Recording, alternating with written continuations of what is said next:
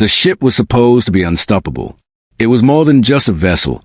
It was a marvel, a masterpiece of engineering, a bold declaration of military power. Sleek as a blade, massive as a city block, and loaded with technology so advanced it bordered on science fiction. 10 years in design, billions in funding, built to outlast storms, dodge radar, neutralize threats before they ever got close. Its hull could absorb sonar like a sponge. Its engine could silently cross oceans without needing a single drop of fuel for weeks. The Navy called it the crown jewel.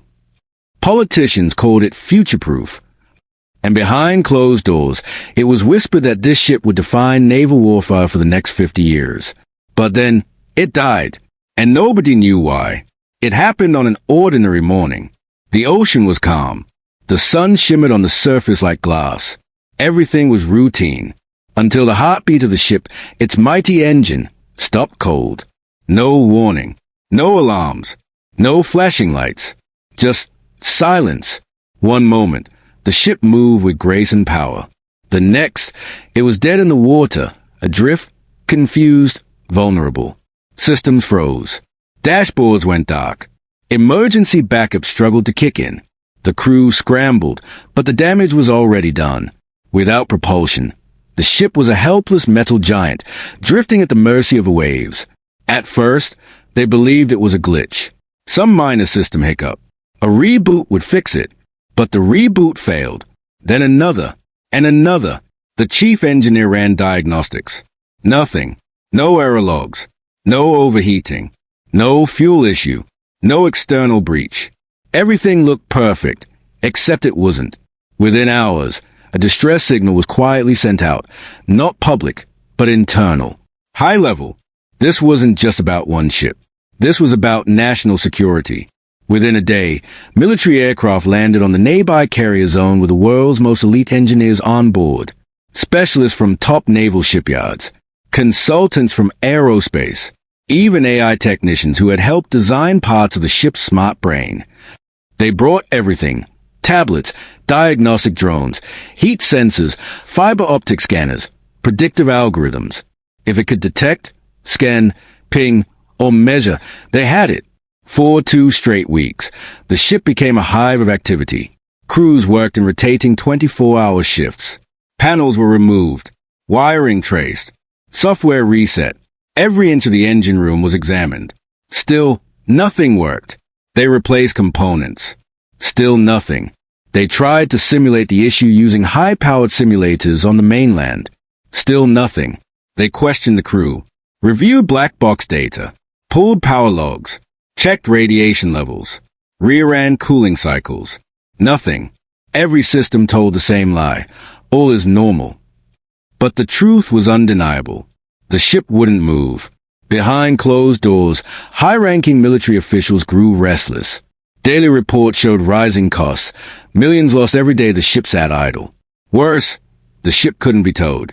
Its unique weight distribution and magnetic hull design meant it could only be moved under its own power. And it was sitting in a sensitive region where it couldn't afford to stay still. If word got out, adversaries might test their luck. All it would take was one drone, and the Navy's greatest warship could become an international embarrassment. Inside the engine room, frustration boiled over. Seasoned engineers, some with resumes that included Mars rovers and nuclear submarines, began snapping at each other. Every test that came back clean felt like a slap in the face. "It's like a ghost broke the engine," one muttered. Another said, "It's not broken, it's hiding something." But what? Commanders debated in tense meetings. Some said they should shut down all systems and rebuild from scratch, even if it took months. Others proposed flying in an entirely new team from Europe, fresh eyes. One even suggested decommissioning the ship altogether, calling it a cursed project. Nobody wanted to admit the truth. They had the most powerful warship in history, designed by the best, built with taxpayer billions. And it had turned into a $2 billion piece of scrap metal, floating aimlessly in the middle of the ocean. On the 14th day, as hope began to run dry, one officer summed it up. "We've thrown every tool, every expert, every resource at this thing, and she still won't breathe." The silence after that line was heavy. No one had anything left to suggest. And that's when someone, the most senior officer in the room, leaned forward and said something that would change everything. Call the Black Navy veteran. The room fell quiet. Someone raised an eyebrow. Another cleared their throat and said, "He's been retired for years, sir. He's from a different time." The officer didn't blink. He's the only one left who listens to machines. They didn't know it yet, but the solution wasn't buried in code. It wasn't hiding in schematics or beneath titanium panels. It was waiting in a man who didn't need machines to talk, because he already knew their language. And when he arrived, everything would change. The situation had reached its breaking point. Inside a heavily guarded naval command center, frustration filled the air like smoke. Tension buzzed through the room as high-ranking officials surrounded a long metal table, papers scattered, screens flickering, coffee growing cold in untouched mugs. For 2 weeks, they had tried everything. Experts from around the world had worked non-stop to revive the Navy's most advanced warship, and failed. Now, the ship sat paralyzed in the ocean, a $2 billion vessel rendered useless by a silent, invisible engine failure. And no one had answers point one by one. Ideas were thrown across the table like desperate dice. Bring in another AI diagnostics team. Rebuild the control system from scratch. Scrap the engine entirely and fly in a replacement from the base. Each solution sounded more expensive, more chaotic, and more hopeless than the last. People talked over each other. Tensions rose. Even the most composed leaders were cracking under pressure. Then, one man stood up, a decorated admiral, known for staying calm even in the worst of storms. He hadn't spoken for most of the meeting, but when he did, the room quieted. He didn't offer another plan, but he didn't demand another analysis. He just said 6 words. Call the Black Navy veteran. The room froze. You could hear the silence settle over everyone like a heavy blanket. Some blinked. Others exchanged uneasy glances. Then came the pushback.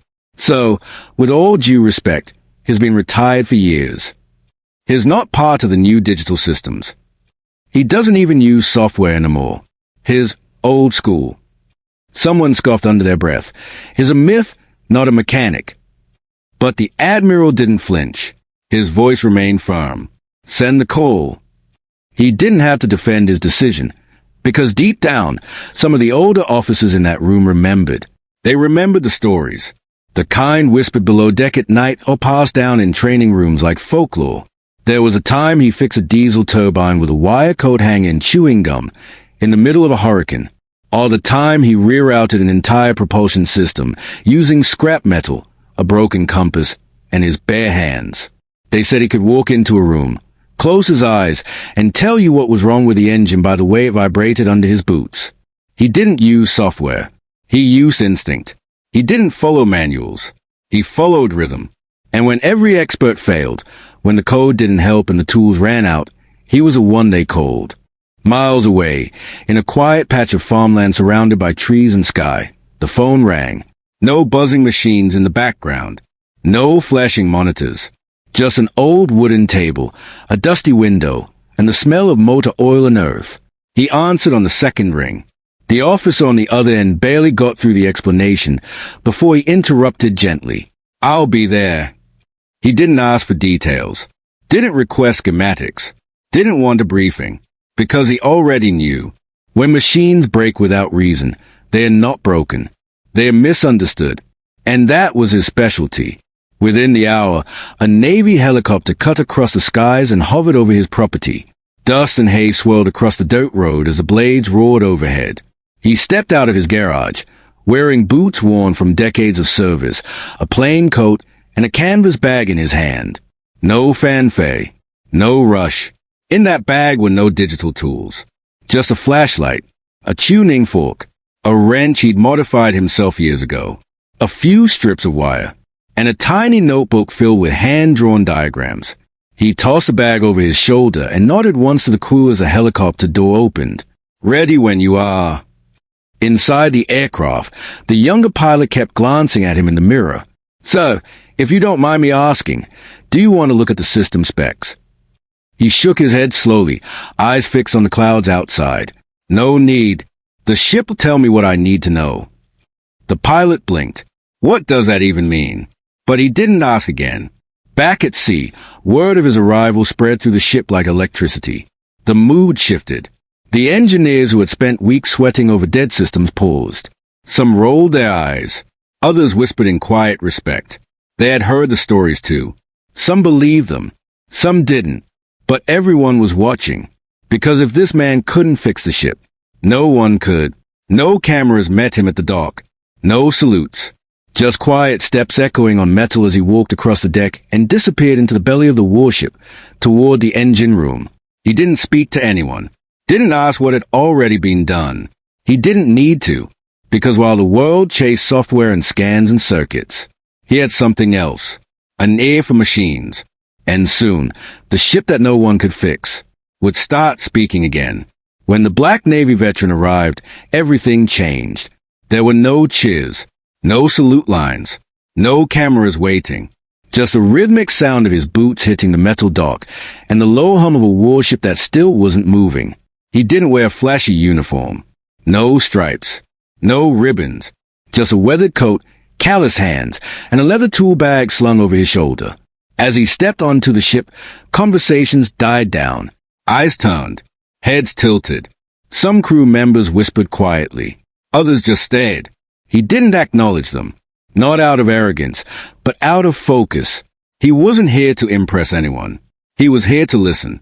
They offered him schematics, tablets, a digital console with real-time diagnostics from the past 14 days. He didn't take any of it, didn't even look at the screens. Instead, he said one sentence, "Take me to the engine room." No one dared argue. A young officer led him down into the heart of the ship. The engine room was massive, walls lined with pipes, panels, circuit boxes, and reinforced frames thicker than some buildings. Giant turbines sat idle, silent, cold. For weeks, engineers had swarmed the space like bees, testing, tweaking, scanning. Every inch of the room had been picked apart, analyzed, documented. Or so they thought. The veteran stood still at first. Just stood. Then, with slow, deliberate steps, he began to move. He walked along the frame of the main engine, letting his hand glide across the steel. Feeling, listening. Every now and then, he paused, tapped something lightly with his knuckles, ran his fingers along seams, pressed his ear close to the wall. He pulled a tuning fork from his bag, struck it gently, and held it up to different panels, watching, listening to how the vibrations echoed back. To the others, it looked strange, like watching someone commune with a ghost. Some of the younger engineers whispered from the corner of the room, "What's he doing?" No readings, no tools. One chuckled softly. "We ran 4 full system scans on that section. Found nothing. This guy's using a tuning fork." Still, they watched, because even in his silence, he had a presence. Calm, absolute. Minutes turned into hours. He said nothing, didn't ask questions, didn't explain himself. He just kept walking, feeling, listening. And then, he stopped. He crouched low near a corner of the engine room, a spot behind one of the access panels, one that had barely been touched during prior diagnostics. He ran his fingers along the bolts, struck the panel lightly with a tuning fork, and tilted his head. Then, without hesitation, he looked up and said, "Right here." At first, no one moved. The lead technician stepped forward, confused. "We already checked that area." "Not physically," the veteran replied. "Your scans didn't hear it, but she's whispering. Right here." With a nod from the commanding officer, the panel was removed. A team got to work, unscrewing, unbolting, carefully removing the thick protective casing. It took nearly 15 minutes to reach the internal compartment beneath. And what they found stopped them cold. A fracture, tiny, hairline, barely visible, running through the center of a resonance coupler. A piece so advanced, so sensitive, that even a microfracture could destabilize the entire propulsion system. It was the one component that every tech assumed was too new to fail. The AI diagnostics hadn't flagged it. The thermal scans missed it. But this man, with nothing but touch, sound, and instinct, had found it. The room fell quiet. No one spoke. Even the most skeptical engineers stood in stunned silence. The lead tech finally managed to say, "How did you?"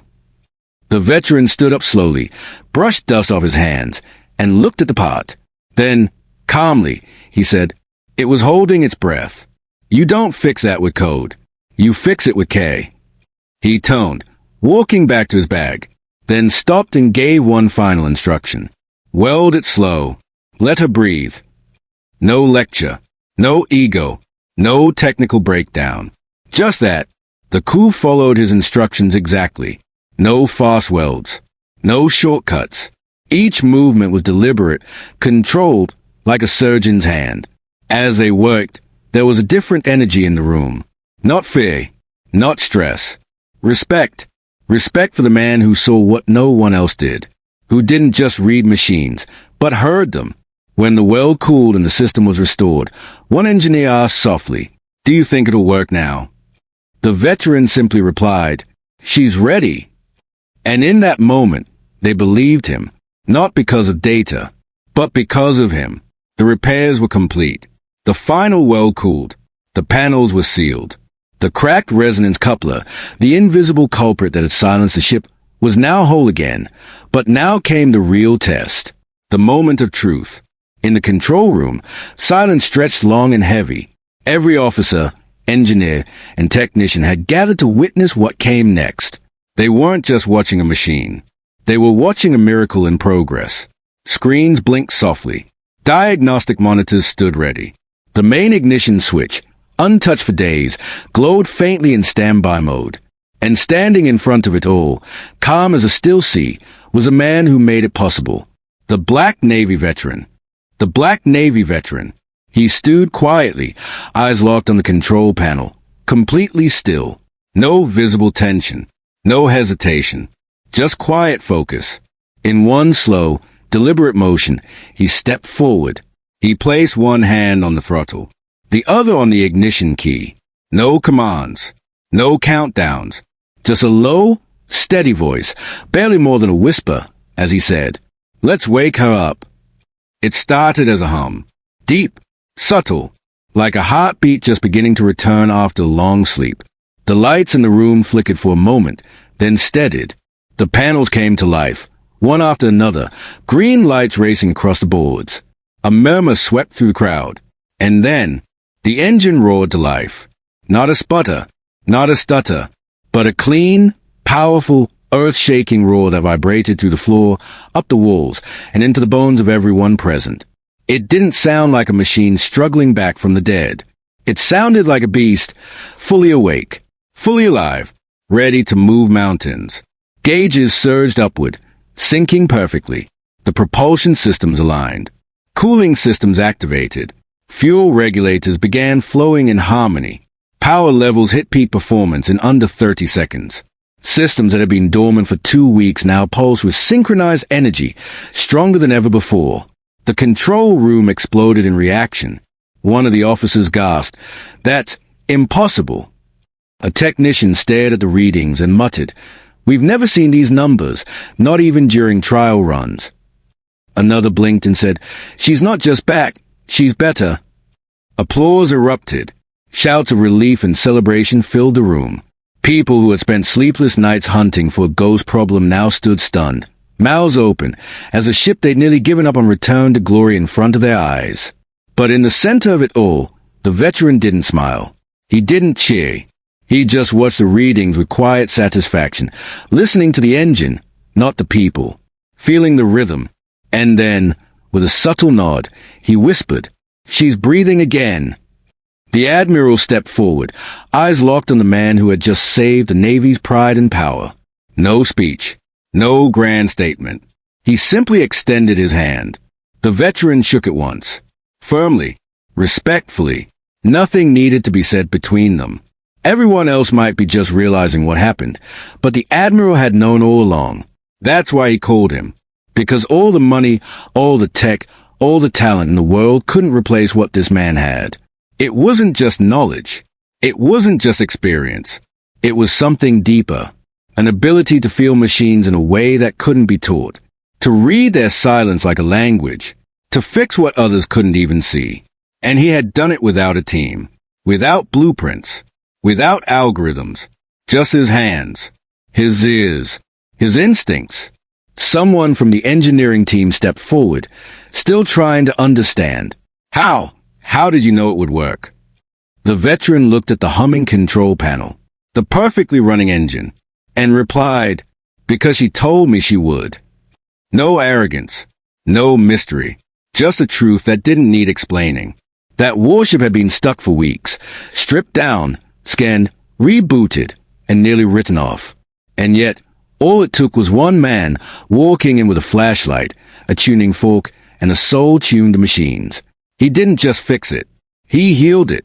From that day on, the story traveled fast. Everyone aboard that ship told it their own way. Some focused on the technical marvel, others on the mystery of how one man saw what no one else could. But most just said, we saw a machine come back to life. And the man who brought her back didn't need noise. He just needed silence and time. The job was done. The engine roared like a lion, smoother than it had ever sounded, even during its first test runs. The systems, once silent and stubborn, were now synchronized and alive. Power pulsed through the warship like blood through veins. What had once drifted helplessly in the sea was now ready to dominate it again. But the man who made that happen, he didn't wait for applause. No interviews, no awards, no press conferences. He simply zipped up his leather tool bag, the same one he carried for decades, and walked toward the ramp. No fanfare, no farewell speech. Just a nod to the admiral. A silent acknowledgement passed between two men who understood something the rest of the world rarely did. The job speaks louder than the glory. One junior officer chased after him, still stunned by what had just happened. Sir, he called out, breathless. How did you know what was wrong? Everyone else missed it, even the machines. The veteran paused at the edge of the dock. The ship hummed behind him, alive again. The wind stirred his coat. For a moment, he said nothing. Then, without turning fully around, he spoke. Engines don't break without saying something. You just got to know how to listen. And with that, he walked down the dock and disappeared into the fading light. No last look, no second thought, just a soft sound of footsteps and silence. The kind of silence that follows greatness, not because it demands attention, but because it doesn't need any. Back on the ship, nobody moved for a long time. The veteran's words hung in the air like scripture. Simple, mysterious, profound. Some tried to make sense of it logically. Others didn't bother. They just knew they'd seen something rare, something real. Not just a man fixing a ship, but a man communing with it. As if the steel and gears had whispered their pain to him alone. Over the weeks that followed, the story began to spread. At first, only the crew spoke of it, quietly among themselves. Then engineers and other fleets caught wind. Then admirals. Then veterans' halls. Then young cadets sitting in classrooms, wide-eyed and dreaming of the ocean. They all heard the tale of the warship that no one could fix until the Black Navy veteran arrived. A man without schematics, without a digital readout, without a crew of assistants or flashing gadgets. Just hands, just ears, and a heart tuned to the rhythm of machines. He became a legend, not because he wanted to be, but because he couldn't help it.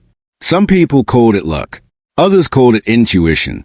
But the ones who truly understood, the ones who had ever stood in a machine room and felt the hum of metal, they knew the truth. It was experience, the kind that can't be taught, the kind that isn't written down in manuals or downloaded from a cloud, the kind that comes from decades of listening, watching, fixing, failing, learning, and listening again. They say machines speak in their own language. Clicks, rattles, vibrations, delays. Most people ignore it. They wait for warning lights. They trust the data. But this man, he listened before the warning lights came on. He heard the whisper of a fracture, felt the strain in the frame, understood the silence when a machine stops not because it's dead, but because it hurt. Years later, long after the ship had returned to duty, a new group of recruits boarded it for training. They stood in the same engine room, now pristine and fully operational. On one panel, barely visible near the base, a small line had been engraved by hand. 6 simple words. She spoke. He listened. She lived. No signature. No name, just a legacy. And if any of the recruits ever asked about it, the older crew would smile quietly and say, "That's the one who brought her back. The one who didn't need software. The one who didn't guess. The one who knew." When technology failed, when experts gave up, it was wisdom, not wires, experience, not equations, that brought the mighty ship back to life. In a world chasing innovation, never underestimate the power of old hands. And a lifetime of knowing where to tap. Underscore. He didn't fix the engine. He reminded the world why legends are never retired. Underscore. Real skill never rusts. What did you learn from this story? Comment your thoughts below. If this inspired you, like the video, share it with someone who needs this reminder, and subscribe for more powerful real life lessons. Thanks for watching.